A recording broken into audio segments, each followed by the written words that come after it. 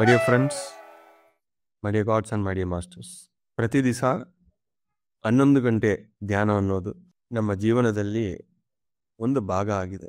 ಪ್ರತಿ ದಿವಸ ಎಷ್ಟೋ ಜನ ಹೊಸೊಬ್ಬರು ನನ್ನನ್ನು ಮೀಟ್ ಮಾಡ್ತಾ ಇದ್ದಾರೆ. ಎಷ್ಟೋ ಕೆಲಸಗಳು ನಾವು ಮಾಡಿದ್ರು ಒಬ್ಬರು ಹೊಸೊಬ್ಬರು ಸಿಕ್ಕರೆ ಅವ್ರಿಗೆ ಧ್ಯಾನ ಕಲ್ತ್ಕೊಟ್ರೆ ಅದರಲ್ಲಿ ಬರೋ ಸಂತೋಷ, ತೃಪ್ತಿ ಬೇರೆ ಯಾವುದಲ್ಲಿ ನನಗೆ ಸಿಕ್ಕಿಲ್ಲ. ನಿನ್ನೆ ಸುಮಾರು ಒಂದು 8 ಹೊಸೊಬ್ಬರು ಆಫೀಸ್ಗೆ ಬಂದರು, ಇಲ್ಲಿ ಸೆಂಟರ್ಗೆ ಬಂದರು.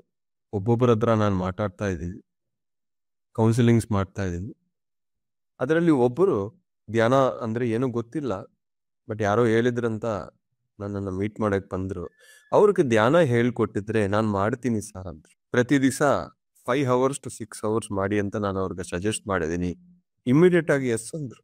ನಮ್ಮ ಗುರಿ ಯಾವಾಗ್ಲೂ ಯಾರು ಧ್ಯಾನಕ್ಕೋಸ್ಕರ ಹುಡುಕ್ತಾ ಇದ್ದಾರೋ ಹೊಸೊಬ್ಬರು ಅವ್ರಿಗೆ ಹೇಳ್ಕೊಡ್ಬೇಕು. ಬೇರೆ ಯಾವುದೇ ಕೆಲಸ ಇದ್ರೂ ಅದೆಲ್ಲ ಸೆಕೆಂಡ್ರಿ. ಸ್ಪಿರಿಚುವಾಲಿಟಿಯಲ್ಲಿ ನ್ಯೂ ಪೀಪಲ್ ಮೆಡಿಟೇಷನ್ ಸೀಕ್ ಮಾಡ್ತಾ ಇದ್ದಾರೆ, ಅವ್ರಿಗೆ ಧ್ಯಾನ ಹೇಳ್ಕೊಡೋದು ನನ್ನ ಪ್ರಕಾರ ದ ಹೈಯೆಸ್ಟ್.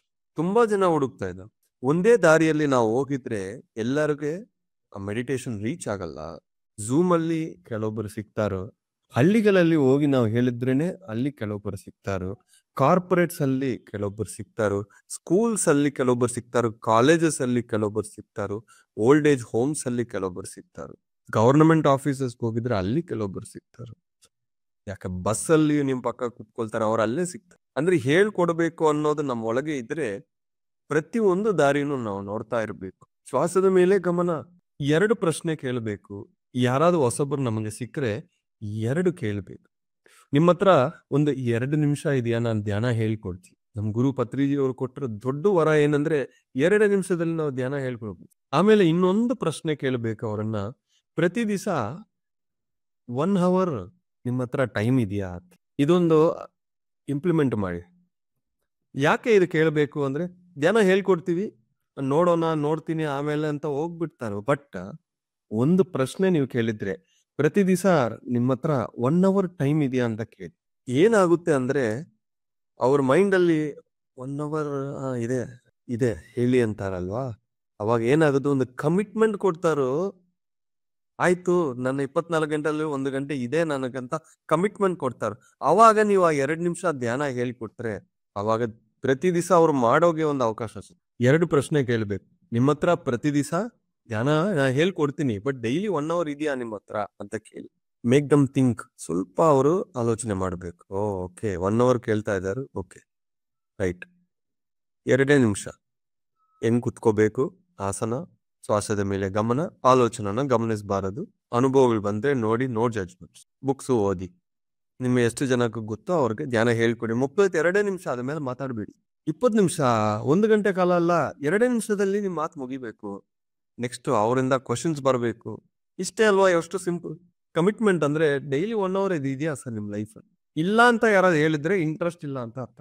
ಪ್ರತಿಯೊಬ್ಬರ ಹತ್ರ ಟೈಮ್ ಇದೆ, ಮಿನಿಮಮ್ 1 hour ಮಾಡ್ಬೇಕಿಲ್ಲ ಅಂದ್ರೆ ಯೂಸ್ ಇಲ್ಲ. ಬರ್ತಾ ಇದ್ದಾರೆ ಕೆಲವೊಬ್ಬರು, 2 ವರ್ಷದಿಂದ ಧ್ಯಾನ ಮಾಡ್ತಾ ಇದ್ದೀನಿ, 5 ವರ್ಷದಿಂದ ಮಾಡ್ತಾ ಇದ್ದೀನಿ, 8 ವರ್ಷದಿಂದ ಮಾಡ್ತಾ ಇದ್ದೀನಿ, ಇನ್ನು ಕಾಯಿಲೆಗಳು ಹೋಗಿಲ್ಲ, ಇನ್ನು ಪ್ರಾಬ್ಲಮ್ಸ್ ಇದೆ, ಇದು ಇದೆ ಅದಿದೆ ಅಂತ. ನನಗೆ ಅರ್ಥ ಆಗ್ತಾ ಇಲ್ಲ, ಇಷ್ಟು ವರ್ಷ ಮಾಡ್ತಾ ಇದ್ದಾರೆ ಅಂತ.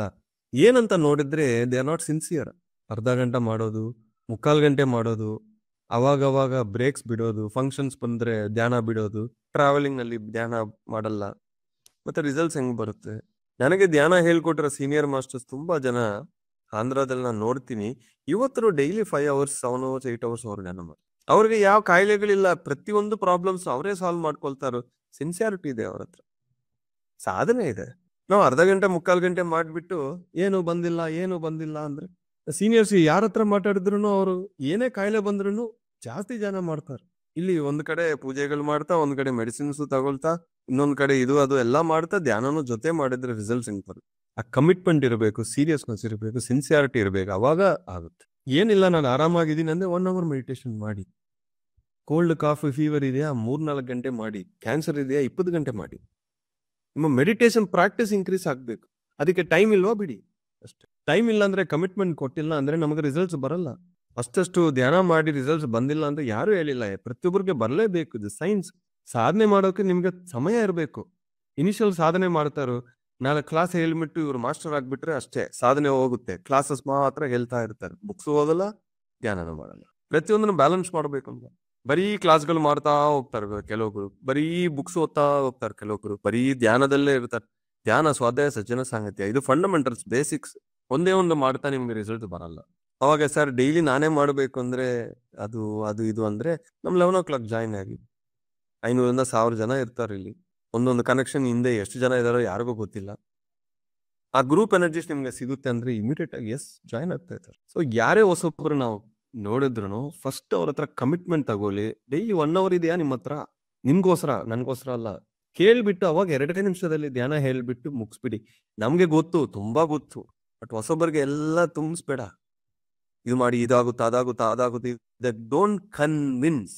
ಯಾರು 2 ನಿಮಿಷದಿಂದ ಜಾಸ್ತಿ ಮಾತಾಡ್ತಾರೋ ಅವ್ರು ಕನ್ವಿನ್ಸ್ ಮಾಡ್ತಾ ಇದ್ದಾರೆ. 2 ನಿಮಿಷದಲ್ಲಿ ಧ್ಯಾನ ಹೇಳ್ಕೊಡ್ತಾರೋ ಅವ್ರು ಕನ್ವೇ ಮಾಡ್ತಾ ಇದ್ದಾರೆ. ಡಿಫ್ರೆನ್ಸ್ ಇದೆ. ಕನ್ವೇ ಧ್ಯಾನ ಅಂದ್ರೆ ಇದು ರೂಲ್ಸು. ಶಾಕಾಹಾರಿಯಾಗಿ ಇರಿ. ಇಲ್ಲ ನಾನು ಮಾಂಸಾಹಾರಿ ಅಂದ್ರೆ ಒಂದು 40 ದಿವಸ ಟ್ರೈ ಮಾಡಿರಿ. ಅಲ್ಲಿ ಆರ್ಗ್ಯುಮೆಂಟ್ ಬೇಡ. 40 ದಿವಸ ಶಾಕಾಹಾರಿಯಾಗಿ ಈ ಧ್ಯಾನ ಮಾಡಿ ನೋಡಿ. ವರ್ಷಕ್ಕೆ ಅವ್ರು ಮಾಂಸಾಹಾರಿಯಾಗಿದ್ರು ವರ್ಷಕ್ಕೆ ಯಾವುದೋ ಒಂದು ಪೂಜೆ ಇದು ಅದು ಅಂತ ಅವರು ಮಾಂಸ ಮುಟ್ಟಲ್ಲ ಅಲ್ವಾ? ಸೊ ಅದೇನೋ ಅವ್ರಿಗೂ ಹೊಸ ಅಲ್ಲ.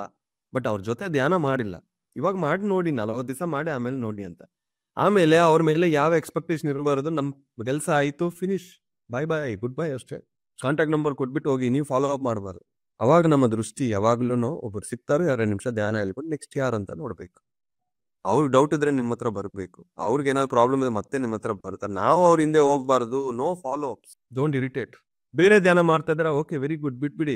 ಅವ್ರನ್ನ ಮತ್ತೆ ಹೋಗಿ ಅದು ಕರೆಕ್ಟು, ಇದು ರಾಂಗು, ಇದು ನೋ ಆರ್ಗ್ಯುಮೆಂಟ್ಸ್. ಇವಾಗ ಆರ್ಗ್ಯುಮೆಂಟ್ ಮಾಡಬೇಡ, ಕನ್ವಿನ್ಸ್ ಮಾಡಬೇಡ. ಕನ್ವೇ ಮಾಡಿ. Convey, no convince. ಇದು ಮಾಡಿದ್ರೆ ಮಾತ್ರ ನಾವು ಹೊಸೊಬ್ಬರಿಗೆ ಹೇಳ್ತಾ ಹೋಗ್ಬೋದು.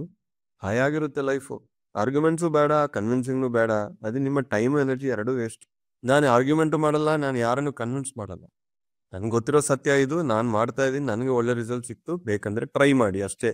ಅವ್ರಿಗೆ ಸ್ವಂತ ಸ್ವ ಅನುಭವ ಬಂದ್ರೆ ಮಾತ್ರನೇ ಅವ್ರು ನಿಲ್ತ್ಕೊಳ್ತಾರೆ. ನೀವು ಎಷ್ಟು ಮಾತಾಡಿದ್ರು ಸ್ವಲ್ಪ ದಿವಸ, ಇಲ್ಲಾಂದ್ರೆ ಸ್ವಲ್ಪ ನಿಮಿಷಗಳಷ್ಟೇ, ಆಮೇಲೆ ಅದು ಹೊಟ್ಟೋಗುತ್ತೆ. So don't try to convince, convey. ನನ್ ಟೈಮ್ ಇದ್ರೆ ಒಂದ್ 2 ನಿಮಿಷ ಕೂತ್ಕೊಳ್ಳೋ, ನಾನು ಕೂತ್ಕೊಳ್ತೀನಿ ಅಂತ ಅವ್ರ ಜೊತೆ ಒಂದು ಸಿಟ್ಟಿಂಗ್ ಮಾಡಿ, ಮತ್ತೆ ಕೂತ್ಕೊಂಡು ಇಮಿಡಿಯೇಟ್ ಫ್ಲೂಟ್ ಮ್ಯೂಸಿಕ್ ಹಾಕ್ಬಿಟ್ಟು ಇದಾಕ್ಬಿಟ್ಟು ಅದಾಕ್ಬಿಟ್ಟು ಏನೇನೋ ಮಾಡ್ಬಿಡಿ. ಅವ್ರಿಗೆ ಭಯ ಬರಬಾರದು. ಜಸ್ಟ್ ಕಣ್ಣು ಮುಚ್ಕೊಳ್ಳಿ, ಶ್ವಾಸದ ಮೇಲೆ ಗಮನ ಇಡಿ. 2 ನಿಮಿಷ, 3 ನಿಮಿಷ, ಮತ್ತೆ 1 ಗಂಟೆ ಕಾಲ ಬೇಡ. ಸ್ಯಾಂಪಲ್ ಕೊಡಿ, ಅವ್ರಿಗೆ ಟೇಸ್ಟ್ ಕೊಡಿ. ಆ 2 ನಿಮಿಷದಲ್ಲಿ ಅವ್ರಿಗೆ ಏನೋ ಒಂದು ಸಿಗುತ್ತೆ. ಯಾಕೆಂದ್ರೆ ತುಂಬಾ ದಾಹದಲ್ಲಿ ಇದ್ರೆ ಸ್ವಲ್ಪ ನೀರು ತಗೊಂಡಿದ್ರು ಎಷ್ಟು ಹಾಯ ಅನ್ನಿಸ್ತಲ್ವಾ? ಆ ಧ್ಯಾನ ರುಚಿ ಅವ್ರಿಗೆ ನೋಡಿದ್ರೆ ತುಂಬಾ ಹಾಯಾಗಿದೆ ಅಂತ ಅವ್ರು ಹೇಳ್ತಾರೆ. ಹಿಂಗ್ ಮಾಡ್ಕೊಂತ ನೀವು ಹೋಗಿದ್ರೆ ನೀವು ಹಾಯಾಗಿರ್ತೀವಿ. Thank you very much masters. ಇದು ನಾನು ಎಲ್ಲರಿಗೂ ಕೊಡೋ ಸಲಹೆ. ಬೇಕಂದ್ರೆ ತಗೊಳ್ಳಿ. ನಾ ಕನ್ವೇ ಮಾಡಿದೀನಿ, ಕನ್ವಿನ್ಸ್ ಮಾಡಿಲ್ಲ.